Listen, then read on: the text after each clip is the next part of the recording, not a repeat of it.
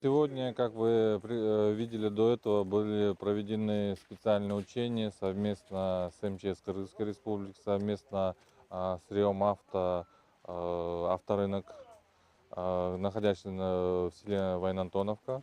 Были проведены специальные учения, на котором были отработаны мероприятия по пожаротушению. При проведении специальных учений были выявлены соответствующие нарушения, то есть это не был соответствующим образом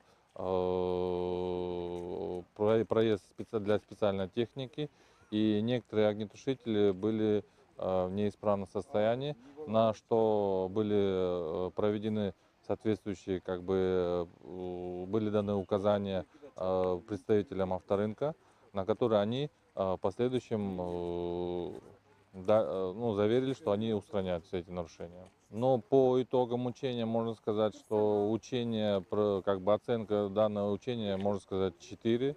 То есть есть соответствующие недочеты, но можно сказать, что в полной мере авторынок готов к чрезвычайной ситуации и при необходимости принять соответствующие меры по пожаротушению. Пожарные гидранты, просто если бы это было бы общественное здание, здесь, конечно, гидранты обязательно должны быть.